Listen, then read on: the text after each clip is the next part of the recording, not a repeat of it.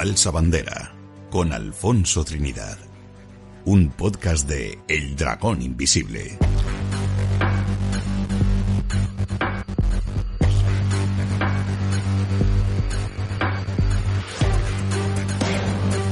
Según el Eurostat, durante el año 2018, casi 2,5 millones de inmigrantes entraron en la Unión Europea procedentes de países no pertenecientes a la UE. Según esta misma fuente, a 1 de enero del 2019 fueron 22 millones de personas las que vivían en la Unión Europea y que no eran ciudadanos de la misma. Y en el año anterior les fue concedida algún tipo de nacionalidad por los Estados miembros a más de 600.000 personas. Visto así, los números son abrumadores, ¿verdad? Desde diferentes foros, desde diferentes partidos o medios de comunicación auguran ciertamente un conflicto sin precedentes.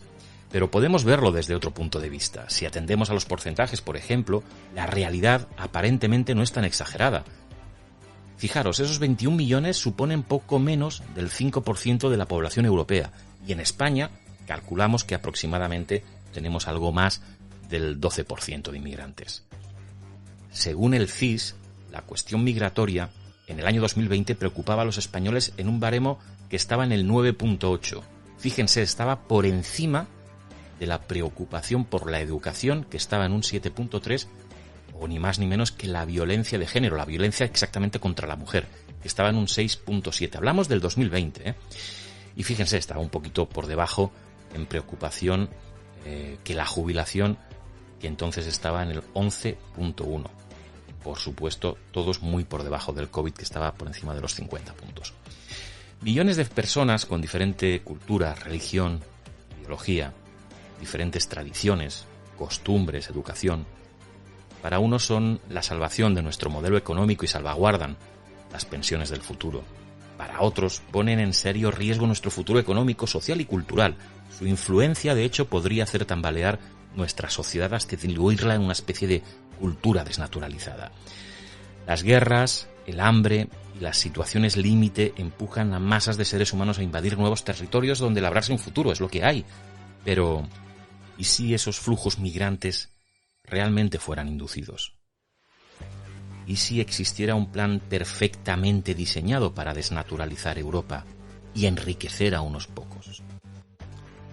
¿Es la inmigración el arma secreta del poder en la sombra? Un complot que ya se estaría llevando a cabo con precisión milimétrica. Bienvenido, bienvenida a Falsa Bandera.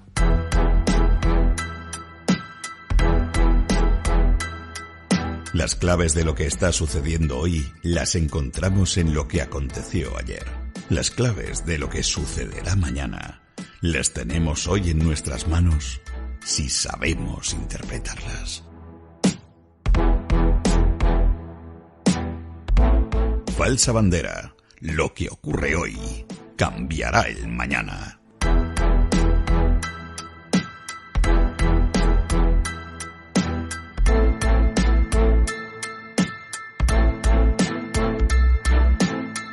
Al final del programa de la semana pasada, al final del segundo programa de Falsa Bandera, acabábamos poniéndole un lacito a ese conflicto entre Marruecos y España.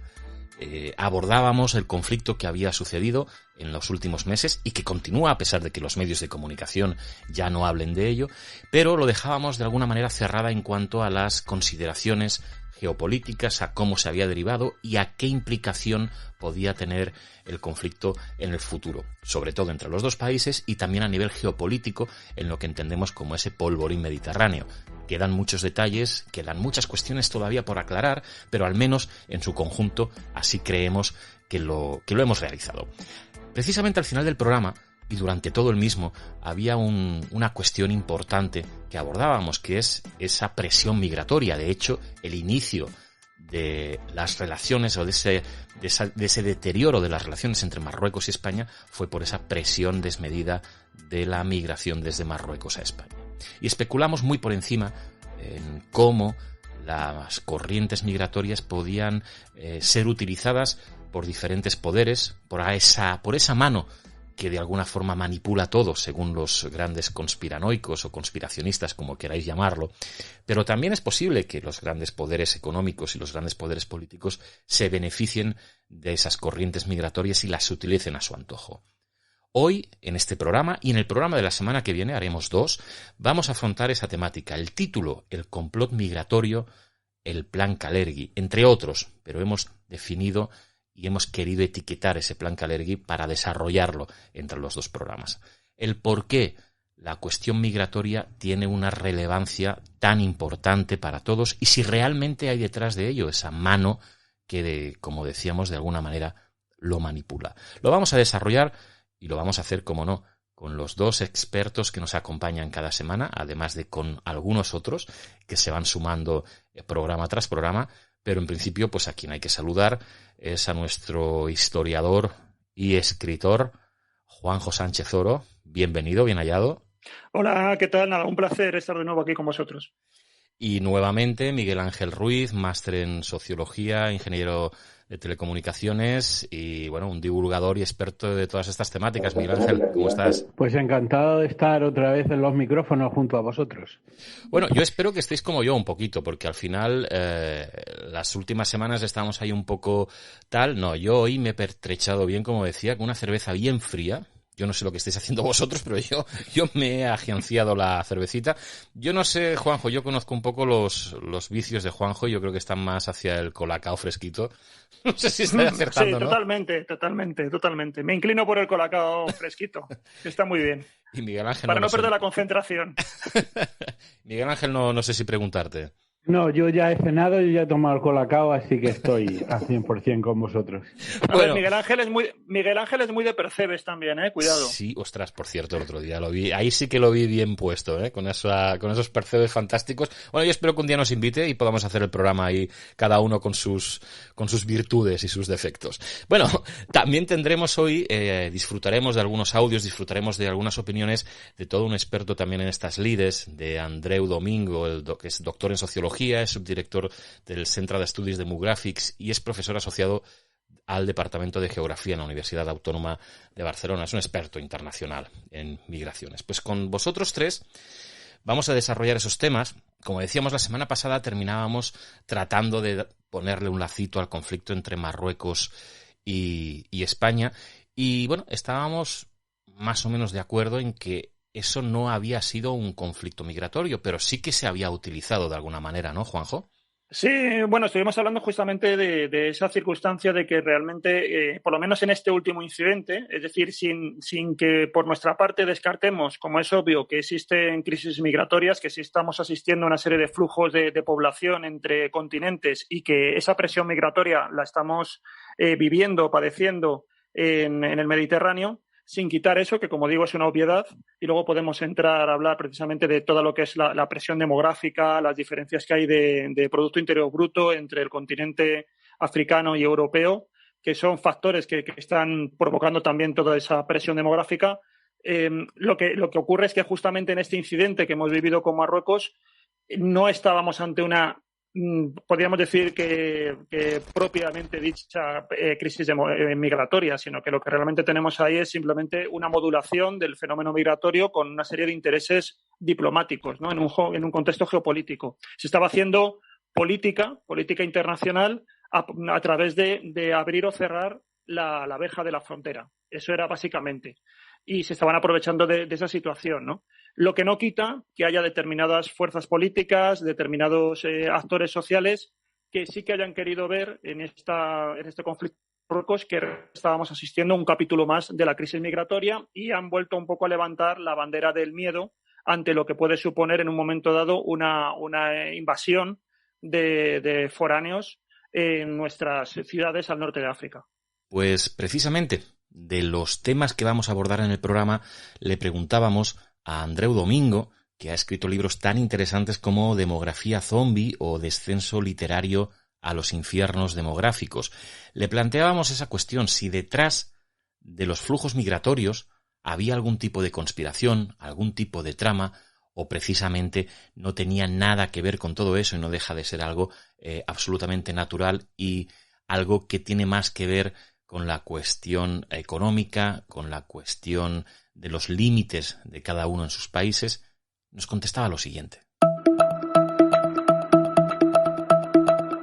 A ver, yo creo son teorías conspiranoicas, pero lo que tenemos que ver es por qué dan pie a esas teorías. Es decir, yo creo que lo que pasa son dos cosas. Una,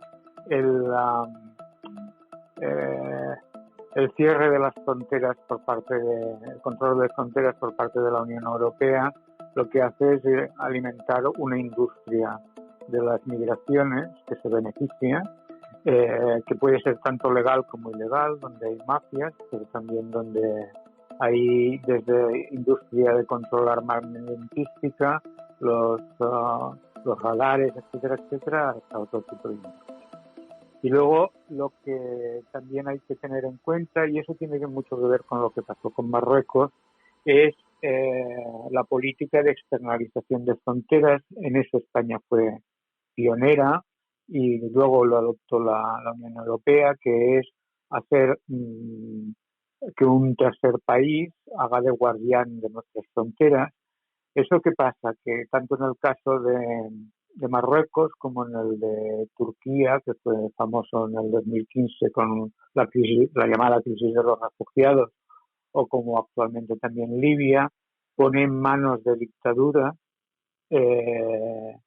el jugar con los flujos migratorios para obtener otras cosas. Es decir, en el caso de Marruecos, la última crisis no tenía que ver con ninguna presión migratoria, sino que tenía que ver con la negociación sobre el referéndum en el antiguo Sahara. Entonces, su forma de presión es alentar migraciones entre sus propios conciudadanos, bajar la guardia y de eso obtener compensaciones políticas y económicas tanto del gobierno español como de la Unión Europea. Eso es algo que la Unión Europea debería replantearse porque nos sitúa en una posición de extrema debilidad.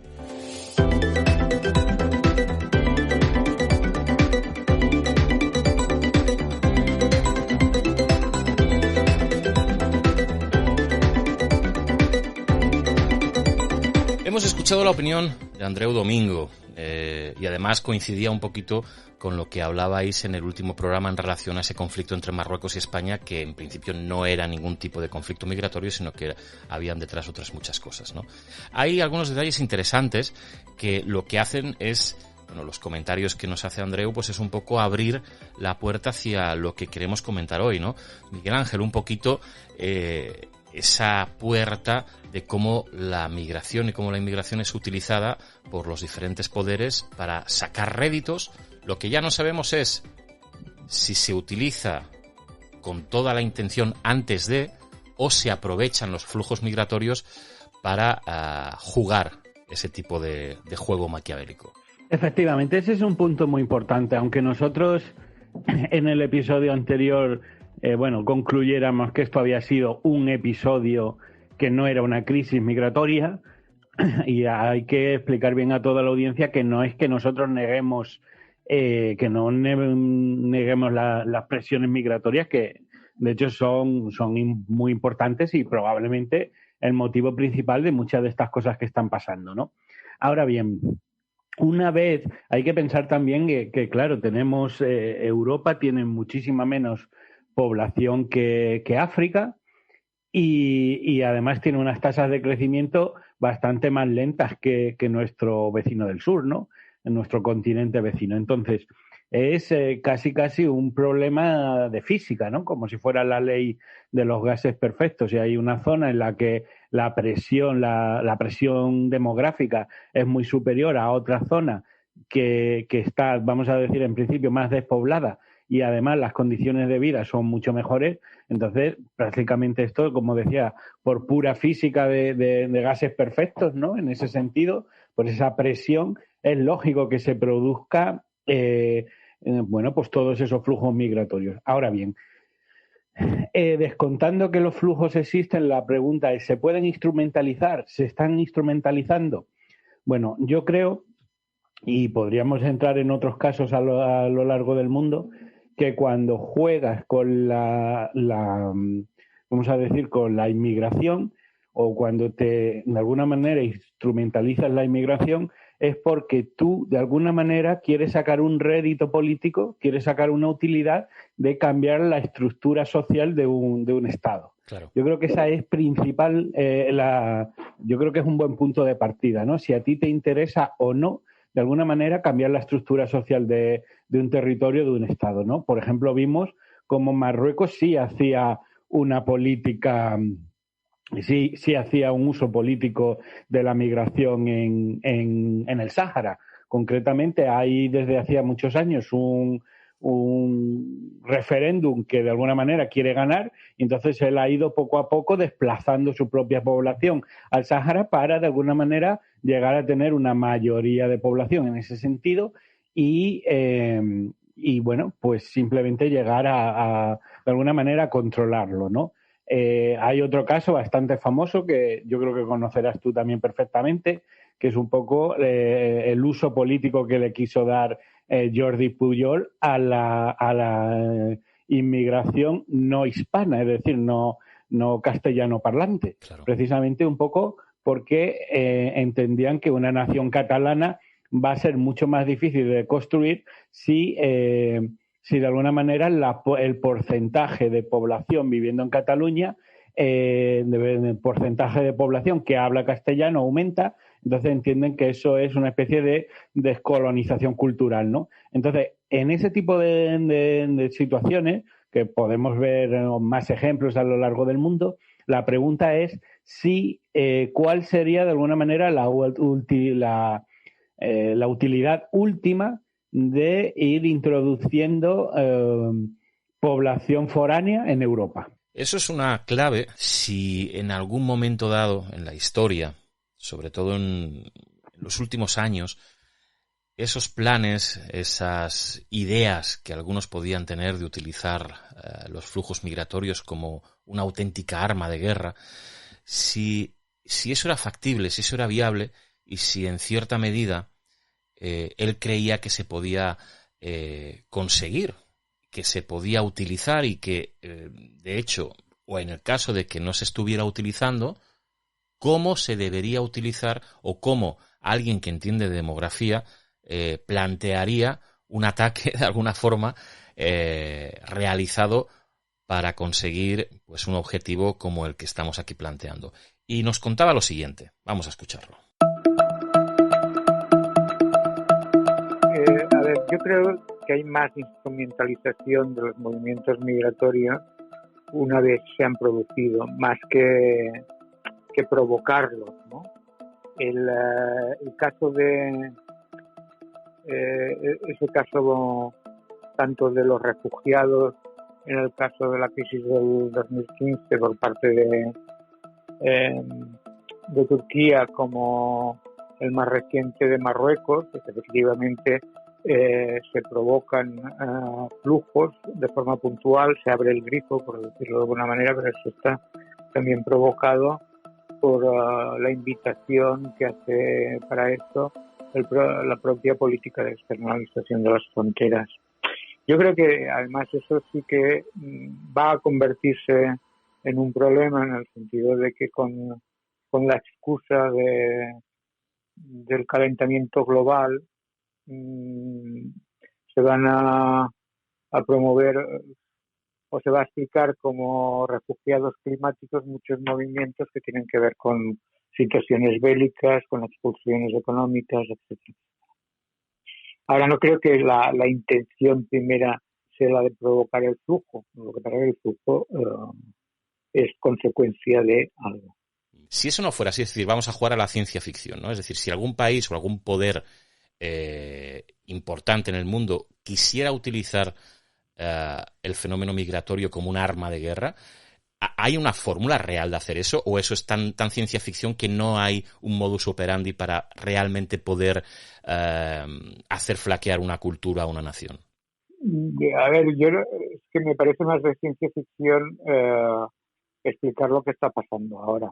Es decir, Por ejemplo, ¿por qué toda la atención está con la gran presión migratoria de África, con la cuestión de Marruecos, y en cambio nadie ha dicho que hubo un boom migratorio desde el 2013 hasta el 2019 con la llegada de la COVID, y que como que los protagonistas eran latinoamericanos, eso no importaba, y como que además la razón de la causa de esos flujos migratorios era el estornudo neoliberal en los países latinoamericanos, véase la Argentina de Macri, aparte de los expulsados venezolanos por razones obvias políticas, pero que luego llegaban aquí como refugiados y a la mayoría no se les daba permiso como refugiados. Es decir, lo que a mí me preocupa es que ya eso no es ciencia ficción, está pasando, y se dan unas explicaciones torticeras de por qué se dan los flujos, por qué unos sí llaman la atención mediática y otros no. Es decir, eso es para mí más preocupante.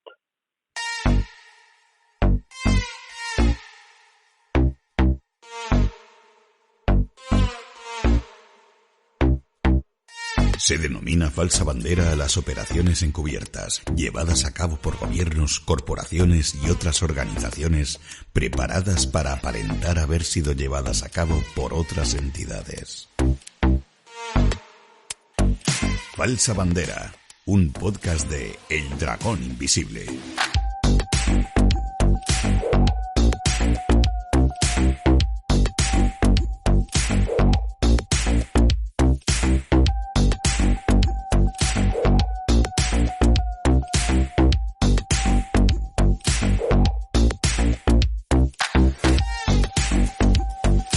Ha abierto una cuestión también harto interesante, Andreu Domingo, en relación a por qué, y aquí ya entramos los medios de comunicación, ¿no? El por qué se le da una importancia relativa a un tipo de inmigración y a la otra no. ¿Qué intereses hay? ¿Qué está detrás de eso? Porque claro, al principio hablamos de que estamos hablando prácticamente de ciencia ficción, como decía Andreu Domingo, de que no hay nada detrás de eso, pero luego la realidad es que se manipula de alguna manera todo esto. ¿Qué pensáis? Pues a ver, evidentemente aquí yo creo que hay una situación un tanto extraña, incluso un tanto perversa, y es que los medios de comunicación juegan con la atención, evidentemente. O sea, estamos hablando, hay ahora mismo lo que se denomina un capitalismo de la atención, y hay determinadas noticias que evidentemente captan más la atención del público que otras. Para bien o para mal, hay determinados tipos de inmigración que atraen más a la gente, que digamos que la agitan más emocionalmente, y eso también tiene su eco en los propios medios de comunicación. Hay determinados grupos, o sea, si hablamos, por ejemplo, pues evidentemente por ejemplo, de población marroquí, que a lo mejor culturalmente nos es más ajena, pues evidentemente las acciones de esta población cuando está en España captan más la atención del público. Hay determinados prejuicios hacia esta población. Algunos pueden estar justificados y otros no, como en todos los casos. Y evidentemente eso yo creo que al final hace que en los medios de comunicación lo utilicen más porque saben que va a tener más eco mediático. Hay otro tipo de migración que pasa más desapercibida, que incluso aunque sea más mayoritaria. Hay grupos muy mayoritarios. Por ejemplo, el segundo grupo con mayor presencia en España son los rumanos. Entonces, salvo en determinados momentos, no captan demasiado los medios de comunicación. Y, sin embargo, ya digo, es una comunidad muy extensa dentro de lo que es España, y además muy distribuida por todas las provincias. Entonces, yo creo que eso es importante. Y a partir de ahí hay determinadas... una cosa es la percepción que se tiene de la realidad y otra cosa es la realidad misma, ¿no? Yo pongo solo un ejemplo. Según las encuestas, cuando tú le preguntas a los españoles qué porcentaje creen que hay de inmigrantes o de población no española en España, es más o menos dependiendo de las encuestas, pero la gente suele contestar que está en torno a entre un 17 y un 21% en los últimos años. Según las estadísticas, más contrastadas, realmente la presencia de inmigrantes en España ronda el 10-11%. Así que ese diferencial es un diferencial que evidentemente responde a una percepción equivocada de la realidad, que va asociada con una serie de miedos, de preocupaciones, y hay que atenderlas. No solamente basta con decir que la gente está equivocada en su percepción, sino que tenemos que tratar de ver por qué se tiene esa percepción. y a qué responde. Y los medios de comunicación en estas cuestiones, en esas percepciones, ven nichos que pueden aprovechar mediáticamente. Entonces me parece que eso, por lo menos, si no explica todo lo que, o no responde a todo lo que tú me has preguntado, pero puede ser una parte de la respuesta. Miguel Ángel, ¿es parte de la respuesta o hay mucho más que Juanjo nos esconde? A ver, Juanjo, claro que esconde cosas, Juanjo. A ver, cuando se analizan los medios de comunicación, pero sobre todo cualquier tipo de texto, muchas veces lo importante es saber cuál es el marco inicial con el que se comprenden las cosas y concretamente qué se problematiza, ¿no? Yo creo que eso es una de las grandes cuestiones a la hora de abordar el análisis de un medio de comunicación, ¿no? Porque muchas veces, y sobre todo cuando hay una agenda informativa, una de las cuestiones principales es qué hace que la gente perciba un hecho o suceso como un problema, ¿no? Entonces, claro, yo, por ejemplo, ese diferencial que dice Juanjo, si la gente piensa que hay mucha más población de la que realmente hay, yo creo que eso está aludiendo, ¿no?, a una especie de estado de las cosas, a un estado de pensamiento, ¿no? Es verdad que yo creo que al mismo tiempo en España hay un intento bastante grande desde los medios de comunicación por no crear tanto una alarma con el tema de los inmigrantes, porque yo creo que ellos lo que entienden es que, que a lo mejor que informar de determinada manera de los inmigrantes puede hacer que aflorezcan pues más problemas de racismo, de xenofobia, etcétera, etcétera, ¿no? A mí una de las cosas que más me ha llamado la atención en este punto en los últimos años fue cierta modulación del lenguaje, que además es que fue prácticamente de un día para otro, cuando a los inmigrantes empezaron a llamarlos simplemente migrantes, ¿no? Y además prácticamente lo hicieron muchos periódicos a la vez, pero no solo en España, porque yo me llamó mucho la atención este hecho, estuve mirando en periódicos en Estados Unidos, en Francia, en Inglaterra, etcétera, etcétera, y era un cambio de léxico un giro, si queréis, en todo el mundo, ¿no? Y piensa que al final, de alguna manera, claro, el emigrante es el que va de un sitio a otro, el inmigrante, o sea, es como el que llega. Pero esa connotación de origen y destino la borraron para decir simplemente migrante, que parece que suena mejor, que es como más poético, y ahí yo creo una modulación del lenguaje. También veo, y yo creo que en esto yo creo que hay cierta confabulación en ese sentido de los medios de comunicación. Hay grupos de extrema derecha que esto lo denuncian, pero yo lo he ido mirando y es cierto, y es cuando yo creo que existe, por ejemplo, adrede una poca difusión de delitos y crímenes cometidos por inmigrantes. Es decir, por ejemplo, con el tema de las violaciones grupales, que en los últimos años ha habido varias, pero no se suelen contar, y yo creo que todo esto, no digo que sea parte de un plan Kalergi, pero sí parte de unos medios de comunicación que son conscientes de una especie de problemática o de esa forma que tiene que ver de cómo percibe el ciudadano la realidad, y que yo creo que ellos consideran que deben de atenuar, que deben de alguna manera de modular o no voy a decir suprimir, porque es verdad que al final las noticias sí están, pero que no tienen una gran difusión, y que yo creo que eso se hace en aras de provocar una mejor convivencia entre unos grupos y otros, es decir, entre vamos a decir, una población autóctona que es mayoritaria y los inmigrantes. Y yo creo que este fenómeno, que puede estar, que yo creo que ese es su motivo, sí que es verdad que, por ejemplo, en determinados grupos enciende sospechas, ¿no? No, yo además, no, estoy muy de acuerdo, y además creo que hay un peligro, porque es cierto que se produce por parte de los medios de comunicación, y también por otro lado lo entiendo, pero creo que se produce un cierto paternalismo, que es un poco lo que estaba hablando Miguel Ángel, a la hora de dulcificar determinados hechos, precisamente para eso, para quizás no estigmatizar sobremanera, porque ya hay una sensibilidad latente que, con respecto a estos temas de migración, que en cualquier momento parece que si alguien sabe tocar la tecla adecuada puede pasar a una situación de cierta agitación social, y puede sacar también un rédito político y generar una conflictividad añadida al propio suceso que se esté comentando en sí. Yo, por otro lado, que fue claramente el caso de Hitler, cómo supo encontrar un chivo expiatorio a quien la gente percibía como diferentes. Exacto. Por eso digo que yo, sin embargo, sí que soy partidario. También luego, digamos que la realidad me da su propio baño de agua fría. Yo, en principio, soy partidario de tratar a la población como adultos y de informar con transparencia y no eludir ningún tema por conflictivo que sea. Pero ya digo que luego también la realidad me da esos baños de agua fría y ocurre que cuando en el COVID, en la pandemia, se trata de hablar claramente a la población empezamos a acaparar papel higiénico como si no hubiera mañana y entonces provocamos desabastecimientos.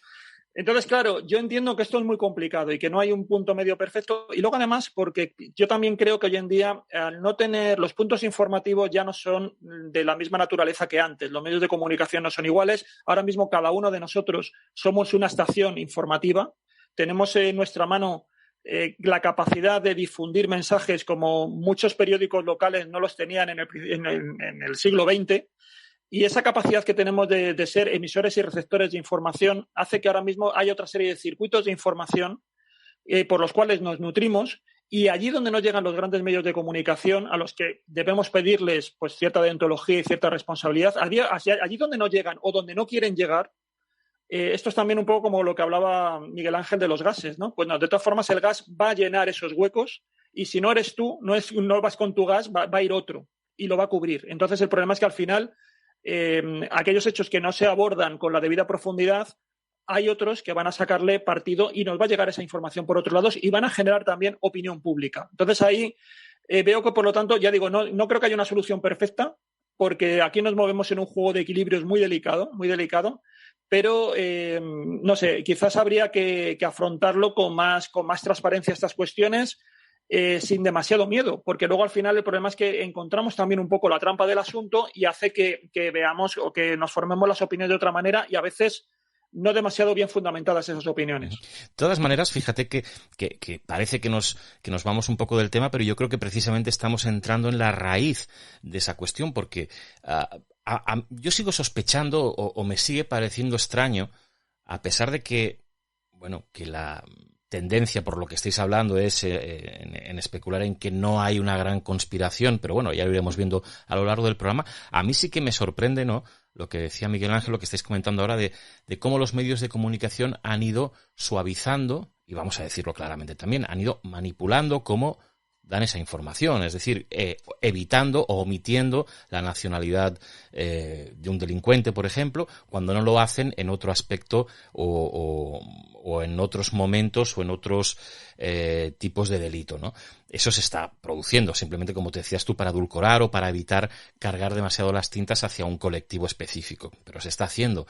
Y es curioso lo que decía Miguel Ángel con el tema de hablamos de inmigración, siempre hemos hablado de inmigrantes y ahora estamos hablando de migrantes continuamente. Y es curioso, y a modo de anécdota, recuerdo hablar con algunos de los dirigentes de la OIM, la Organización Internacional para Migraciones, y voy a dar un dato porque este es importante. La OIM está fundada en diciembre de 1951 y ya habla de migraciones, y llevan muchos años peleando porque la forma de plantear, la forma de contextualizar y conceptualizar el fenómeno de la inmigración y de la migración sean como migrantes y como migración. Y qué curioso, ¿no?, que en prácticamente 70 años no lo hayan conseguido y de golpe en 2 o 3 años, 5 años a lo sumo, como decía Miguel Ángel, de golpe y de repente prácticamente todos los medios de comunicación, ojo, de todo el planeta, cambien la forma de trasladar, cambien la forma de llamarlos y se varíe un poco el concepto de esas migraciones, ¿no? Hombre, yo no sé si eso es manipulación y yo no sé si eso es una prueba de que hay una conspiración detrás, pero obviamente cada vez que hay una conspiración, a los segundos que les toca estar en el ajo es a los medios de comunicación. No sé qué opináis, Miguel Ángel. Mira, yo en la tesina de sociología que escribí hace poco, uno de los temas también fundamentales eran cómo se creaba pensamiento hegemónico, ¿no? Y existen diversos estudios dentro del ámbito de la sociología de un tema que a mí me llamó mucho la atención. Se me activó ahí todo mi alerta, mi sentido arácnico conspiranoico, porque era un término que llamaban los circuitos culturales del capitalismo, Y eso de los circuitos culturales, por ejemplo, lo hemos visto también hace recientemente con lo de la nueva normalidad. La nueva normalidad, que era un término que se usó a principios de, si no recuerdo mal, de 2008 o algo así, con el tema de la crisis. De pronto se generó, simplemente fue un comunicado de las Naciones Unidas, pero de pronto la nueva normalidad copó todos los titulares del mundo. Claro, a mí que me digas los circuitos culturales del capitalismo me parece sugerente, pero yo traté de saber exactamente en qué consistían, o sea, cuáles eran las piezas o los mecanismos que se activaban o con qué resortes hacía que un determinado ítem de pronto, digamos, se viralizase por todo el mundo.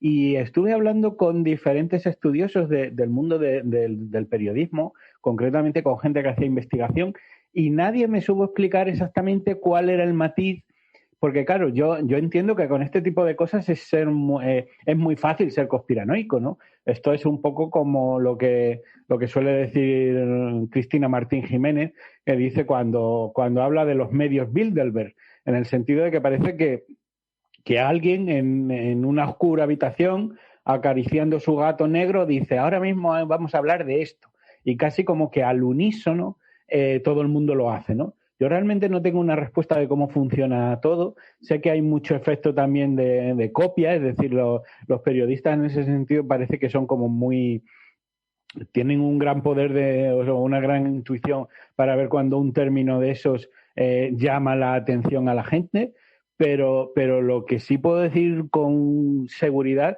es que el fenómeno existe, ¿no? Y se denomina así, circuitos culturales, y funcionan porque no solamente se habla de periodismo, sino que en otro tipo de cosas que, por ejemplo, en la creación de identidad. En mi caso, de mi tesis era sobre la figura del emprendedor y te podías encontrar prácticamente los mismos términos pues desde Europa a Estados Unidos, pasando por Australia, ¿no? O sea, que era algo realmente global. Ahí me gustaría que incidiéramos, ¿no? Porque yo creo que cuando algo es relativamente fácil de manipular y hay alguien que tiene poder, pues lo más normal es que se manipule. Y a mí me da la sensación como que a veces somos demasiado inocentes en pensar de que eso no se hace, no sé. A ver, es que, bueno, ya digo, yo creo que ahí los medios de comunicación actúan hasta cierto punto con cierta prudencia, en el sentido de que hasta qué punto, por ejemplo, cuando un marroquí, por poner un ejemplo, un rumano, o me da lo mismo, un colombiano, un guatemalteco, si quieres, que también tenemos... No vamos a terminar si seguimos dando nacionalidades por quedar bien. No, pero me refiero que siempre son como naciones a las que tenemos asociadas como que tienen altos índices de delincuencia, ¿no? Pues Guatemala con todas las maras, ¿no? De Colombia, el caso, por ejemplo, de Rumanía también, que son países del este, donde han surgido también conflictos y tal. Entonces, parece como que, lo que quiero decir, hasta qué punto cuando se dice la nacionalidad de una persona que ha cometido un delito, me da igual que sea una violación o que sea un robo con violencia, hasta qué punto esa persona, ese delincuente, su nacionalidad es representativa de todo el colectivo y hasta qué punto estamos estigmatizando a toda la nación a través de esa persona.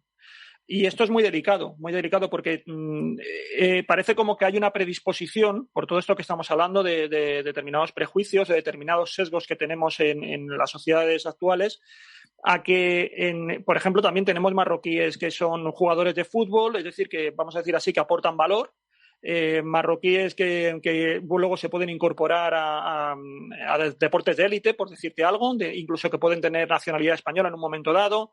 Y entonces, en ese caso, parece como que la nacionalidad, bueno, pues incluso se puede omitir o no, pero no añade ni quita, ¿no? No sé, pero en cambio, en estos casos negativos, sí que parece como que encontramos la explicación al delito en la nacionalidad del que lo hace.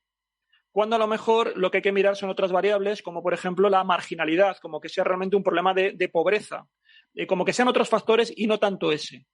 La idea de que hay determinados sectores que claramente, como estamos diciendo, esto es que en el caso, ¿no? Concreto de que defienden la idea del plan Kalergi, defienden la idea de que realmente hay una idea de una especie de genocidio silencioso para diluir las identidades nacionales en Europa y sustituirlas por una población indistinguible entre sí, pues claro, el que se produzca esa asociación que estoy diciendo entre el delito y la causa del delito con una determinada nacionalidad, pues les viene muy bien. Y la pueden explotar con fines políticos a medio y largo plazo para enfrentarse a otro tipo de ideologías, porque al fin y al cabo lo que estamos hablando aquí también en muchas ocasiones es la famosa agenda progresista que pueden defender determinados sectores socialdemócratas, ¿no? Por decirlo así muy rápido, determinados grupos de identidad también LGTBI, etcétera, etcétera, es decir, un modelo social determinado frente a otras personas, a otras sensibilidades políticas, como hemos dicho aquí, de una derecha tradicionalista, conservadora, que defiende otro modelo social. Incluso también otro, dentro de un cemento, que es el cemento, por ejemplo, pues también cristiano, ¿no? Es decir, también aquí hay un enfrentamiento entre enfoques religiosos de la sociedad.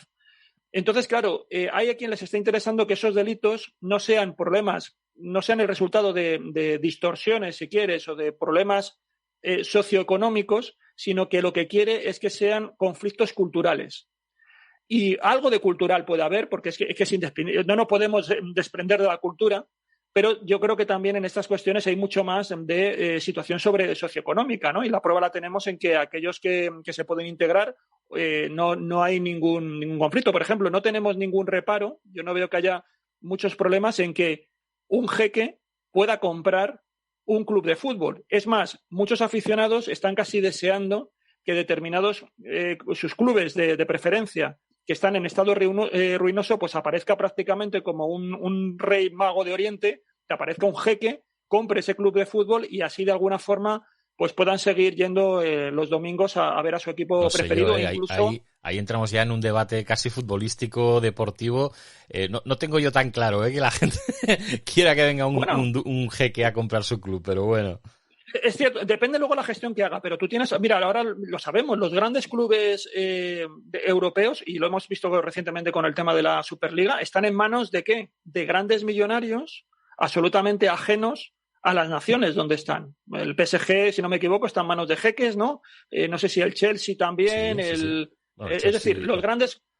El Chelsea, me parece que... No, el Chelsea no, bueno, pero el Manchester, ¿no? Me parece que sí que Manchester City, United creo que también un conglomerado. Haremos un programa de conspiraciones en el deporte, si te parece. Claro, pero ¿a qué me quiero referir? Pues que evidentemente al final te encuentras con que evidentemente no es tanto la migración en sí, como siempre, sino que es también los dólares que traiga, no los petrodólares. Entonces, lo que a veces se trata de vender como una especie de enfrentamiento cultural, de, como digo, de amenaza a la identidad de una determinada nación o de un determinado arraigo, de una determinada tradición, resulta que luego cuando alguien llega con dinero, pues parece como que todas esas cosas quedan en un segundo plano. A ver, siempre estamos generalizando mucho porque hay matices y siempre hay grupos para todo, ¿no? Que se van a oponer y que lo ven fatal que eso ocurra.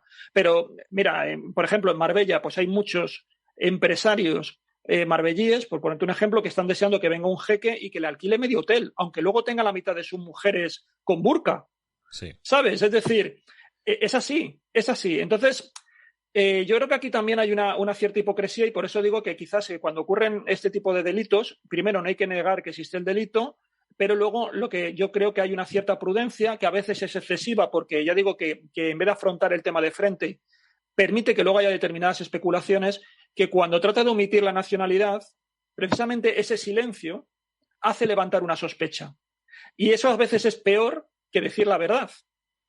Entonces, bueno, como digo, yo creo que aquí nos movemos en un terreno muy, muy empantanado, muy complicado y no creo que haya una respuesta o una forma de comportarse que sea absolutamente correcta y que permita controlar todos los escenarios, ¿no? Es decir, a veces hay que escoger entre lo menos malo porque no tenemos lo mejor y es difícil, ¿eh? Por eso yo creo que nunca es muy difícil acertar, ¿eh? Más bien lo que te digo es eso, intentar por lo menos que no vaya más, ¿no? O sea, que con eso también coincido un poco con todo lo que decía Miguel Ángel, de hasta qué punto nos estamos moviendo en los medios de comunicación en ese fango, ¿no? Tan complicado. Es muy fácil encontrar contraejemplos. Además, muchas veces que contraejemplos que vayan un poco contra las narrativas, ¿no? A mí me encanta una frase de Jorge Bestringe, ¿no? Que es el politólogo que sabéis que ha recorrido todo el espectro político, y él decía, no verás nunca a la patronal quejarse de la inmigración ilegal, ¿no? Es decir, esa parece que a veces esa derecha así como que está tan en contra de la inmigración y depende, ¿no? Como vemos, lo de la clase social es muy definitoria en este problema así del racismo y la xenofobia, pero luego al final siempre hay contraejemplos y estoy muy de acuerdo también con que parece que estamos como en un mundo de, no sé si llamarlo luchas culturales, donde parece que la identidad se gana más por otros factores, como él decía, por ejemplo, la nacionalidad, y curiosamente lo que es, yo creo, el gran motor de la exclusión social, que es la clase social, la pobreza, curiosamente eso parece que ha pasado a un segundo plano, tanto para la derecha como para la izquierda, pero fundamentalmente para la izquierda, que era como que la principal valedora de esas denuncias hace unos años, ¿no? Fijaros, a los que nos estáis escuchando, a todos los que nos estáis escuchando, cómo hemos conscientemente desviado la atención de lo que aparentemente era el programa, ¿no? De hablar de las grandes conspiraciones y del plan Kalergi, de cómo el complot migratorio podría estar manipulado desde los grandes poderes, pero lo cierto es que eso afecta directamente a lo local, directamente a los que vivimos el día a día, ¿no? Y lo hemos visto reflejado en estos últimos minutos, cómo los medios de comunicación lo afrontan, cómo la sociedad lo afronta, cómo los migrantes lo afrontan también. Y eso es en definitiva lo que vivimos cada día. Y es, digamos, que de alguna forma también el resultado de todos esos flujos migratorios. Ya en el próximo programa vamos a abordar si eso realmente es una gran conspiración, si hay un gran poder que está encima de todo ello, si hay un modus operandi, un plan elaborado conscientemente para que eso sea así, para acabar con una determinada cultura y, entre otros, el conocido por algunos y el no tan conocido por otros, el plan Kalergi como una especie de obra maestra para acabar con la raza blanca, con la raza europea de alguna forma, ¿no? Eso lo vamos a ver en el próximo programa, pero si os parece, Juanjo, Miguel Ángel, vamos a dar una pincelada para introducir esa temática, y qué mejor manera que hacerlo conociendo al que aparentemente fue el padre de esta gran conspiración. Y digo aparentemente porque durante los próximos minutos y las próximas horas iremos viendo si es así o no, que es Richard Coudenhove Kalergi, alguien que es uno de los padres, no lo olvidemos, de la Unión Europea. ¿Quién era este personaje, Juanjo? Como tú bien has dicho, estamos ante un aristócrata muy peculiar porque tiene unos antecedentes familiares que prácticamente lo convierten en una suerte de ciudadano del mundo, porque él procede de una familia austriaca de rango abolengo, pero que tiene también parentesco con Grecia. Y luego, justamente, su madre era también una persona de una familia acomodada de Japón. Entonces, él, como digo, tiene esas raíces tan peculiares, tan cosmopolitas, y hasta cierto punto, seguramente también ese parentesco es lo que le hizo que sus ideas fueran mucho más allá de lo que serían los propios nacionalismos. Y él lo que defendió, lo que publicó en el año 1923, es una obra que luego entraremos más en detalle, y en la cual él defendía la creación de algo así como unos estados confederados o federados de Europa y crear la gran paneuropa. Esta idea vamos a dejarlo un poquito ahí, luego entramos más al detalle, porque realmente cuando Kalergi, como plan, ha vuelto a salir, a asomar, ha sido recientemente, y ha sido a partir del año 2005.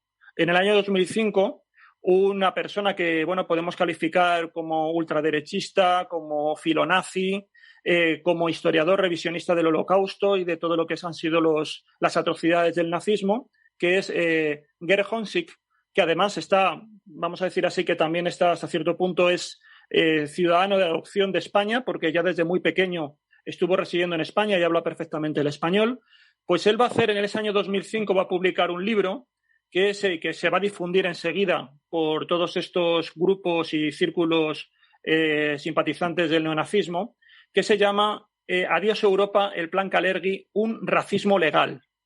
Y en esta obra, que además es de fácil acceso porque está disponible digitalmente en Internet, él ahí es donde, basándose, inspirándose en esta idea de paneuropa, de Kalergi, haciendo una lectura muy personal, muy distorsionada de lo que es esa obra original, lo que va a hacer es que efectivamente se está produciendo una especie como de genocidio silencioso de Europa, de la Europa tradicional, de la Europa basada en naciones, para provocar una descomposición y que esa Europa pierda su identidad, pierda sus tradiciones, pierda su arraigo y sea sustituido por un flujo migratorio externo que lo que va a hacer es precisamente disolver todas esas raíces.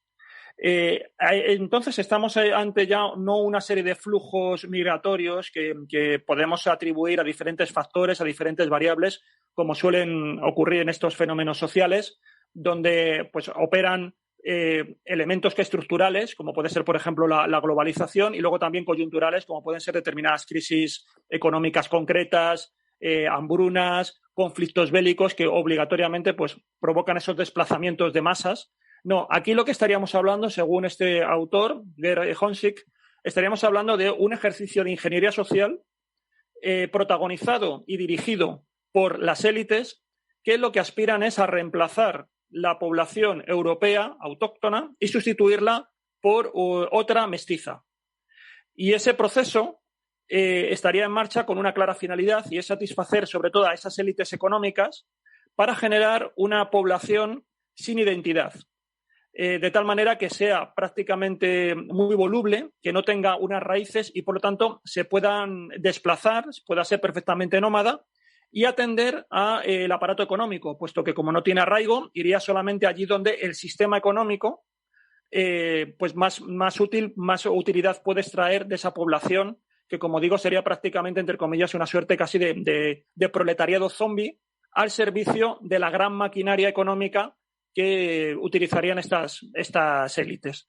Entonces, bajo el punto de vista de este autor, todo lo que sería esta presión demográfica, como estábamos comentando, todos estos flujos migratorios estarían siendo gestionados, estarían siendo manejados y manipulados por estas élites con el fin, como digo, de acabar con lo que son esa identidad europea y con todas sus características. Y uno de los ejemplos de ese proceso sería precisamente la Unión Europea. La Unión Europea, en la medida en que ha tratado de imponer un Estado por encima del resto de los Estados, ha intentado pues neutralizar las diferentes naciones y subordinarlas a una nación superior, entre comillas, o un Estado superior, una estructura superior, que sería la que les gobernara. Entonces, también aquí nos encontramos con que los partidarios de esta idea de Plan Kalergi también son profundamente antieuropeos, no en el sentido de que no crean en Europa, en la Europa de la historia, de las raíces y de las naciones, sino que están en contra del aparato europeo que se ha gestado y que rige pues, a través de Bruselas. Básicamente, esta sería un poco la idea que, como digo, ha calado muy profundamente, sobre todo en determinados grupos ultraderechistas, pero sí que me gustaría matizar porque también dentro de la derecha hay muchas sensibilidades. No estamos hablando aquí de una derecha liberal, estamos hablando de una derecha ultraliberal, sino que estamos hablando de otro tipo de derecha que están haciendo también en Europa con mucha fuerza, que es una derecha más basada en el conservadurismo, más basada en la tradición y más basada en la nación.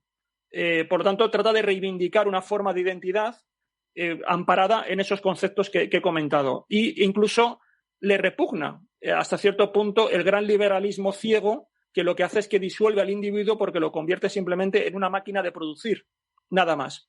Entonces, este tipo de derecha es muy diferente a la otra que aquí, por ejemplo, quizás podría encarnar, para entendernos, Ciudadanos, ¿no? Que sería más un poco un liberalismo puro, o determinados sectores dentro del Partido Popular que también reivindican mucho el liberalismo. Aquí ya digo que vamos más a otro tipo de derecha, de este corte más conservador, más tradicionalista, que un poco mira mucho hacia la historia del país y a reivindicar una identidad que ahora mismo consideran que está siendo amenazada por la globalización y por estas maniobras en la sombra oscuras que precisamente pretenden acabar con estas identidades nacionales. Hemos entrado fuerte, Juanjo, hemos entrado ya con esas tapitas. A mí me gustaría que Miguel Ángel nos pusiera también a tono un poquito con lo que has escuchado de Juanjo. Y permíteme preguntarte, antes de que expongas también un poquito y comentes si estás de acuerdo con lo que plantea Juanjo.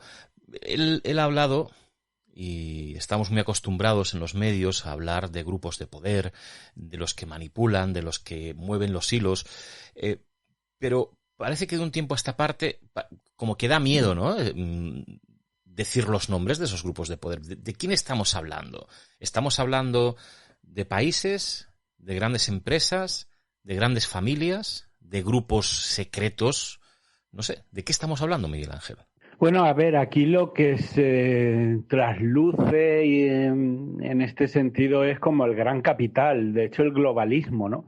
Si te das cuenta, esta conspiración es bastante típica porque a las conspiraciones, igual que pasa, por ejemplo, en los mitos o en el folclore, en los cuentos y tal, para que una cosa se haga viral, para que una cosa, digamos, cale bien en el imaginario colectivo, pues debe de tener un poco la estructura de un cuento, ¿no? La estructura del mito, como un poco ya sacó Campbell en sus investigaciones.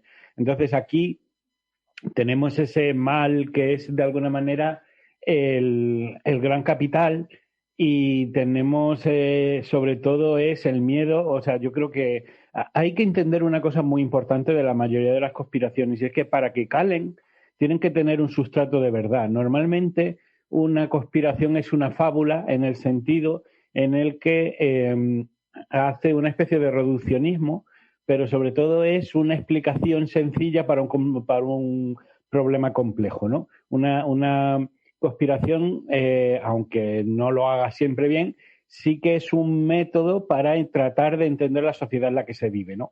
Entonces, como bien decía Juanjo, aquí hay, por ejemplo, lo que es una identidad, en cierto modo, amenazada.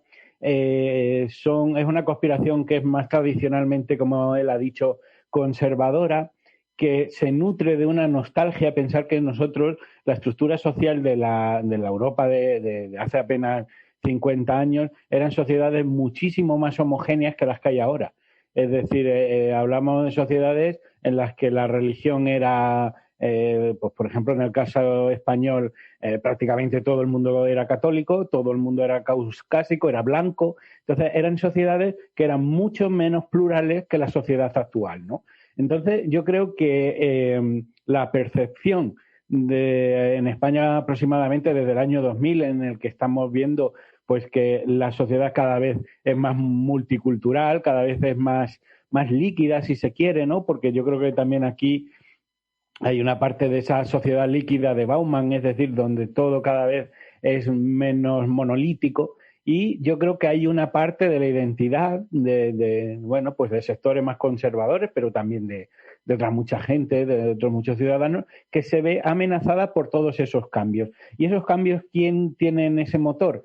La globalización. Entonces eso es lo que ellos llaman los planes globalistas, que el malo o malísimo de esos sectores globalistas, o sea, yo creo el anticristo encarnado de esos planes globalistas, por supuesto, es George Soros, al cual, pues, yo desde luego sí que creo que es una persona que tiene cierta capacidad de influencia en este sentido. Y entonces yo creo que esas son vamos a decir, las herramientas fundamentales que explican esta teoría del plan Kalergi. Por un lado, esa nostalgia a un mundo que era bastante menos complejo que el actual a nivel de estructura demográfica, de población, etcétera, etcétera. Y luego también un miedo, como decimos, a esas élites globalísticas que de alguna manera parece que quieren un mundo muchísimo más vamos a decir, con menos identidad, ¿no? Vemos, por ejemplo, cómo la globalización ha puesto un IKEA y un Zara en prácticamente todas las ciudades del mundo, como muchas de las ciudades se van pareciendo, como las diferencias nacionales se van viendo borradas por ese embate del capitalismo, ¿no? Y yo creo que en este contexto se empieza a ver cómo se produce un flujo importante migratorio externo hacia el interior de Europa, y yo creo que esa es todos los elementos definitorios de esta conspiración en concreto, ¿no?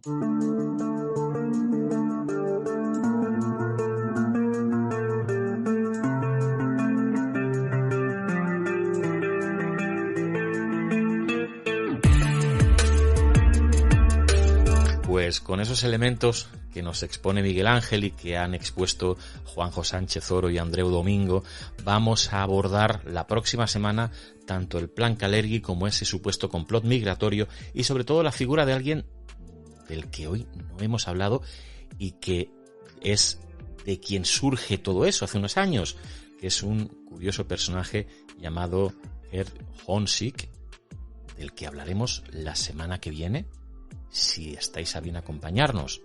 Juanjo Sánchez Oro, muchas gracias. La semana que viene te supongo preparado con más de la mitad de las cosas que has dejado pendientes de comentar, ¿verdad? Sí, por supuesto. Aquí estaremos a pasar otro buen rato de conversación agradable. Miguel Ángel Ruiz, pues supongo que lo mismo, no sé si lo mismo o todavía más temas tenías pendientes. Lo mismo, yo creo que la semana que viene deberíamos de entrar ya de lleno con las tesis de Honsick, que de alguna manera es el verdadero padre intelectual de la actual teoría del plan Kalergi y ver exactamente qué dice, qué plantea y hasta qué punto eso es factible o no. Veremos si Juanjo Sánchez Oro, Miguel Ángel Ruiz y Andreu Domingo están de acuerdo o no. Pero eso será la semana que viene. Mientras, ya lo sabéis, a través de la plataforma iVoox o a través de los diferentes medios por donde podéis escuchar este programa, por favor, os podéis poner en contacto con nosotros, podéis preguntar, podéis plantearnos algunos de los temas que queréis que abordemos en los próximos programas y, sobre todo, a los que nos estéis escuchando y no estéis suscritos, hacedlo porque así estaréis perfectamente informados de lo que vamos a tener en las próximas semanas. Así que espero que nos veamos. Mejor que vernos, escucharnos la semana que viene aquí, en Falsa Bandera.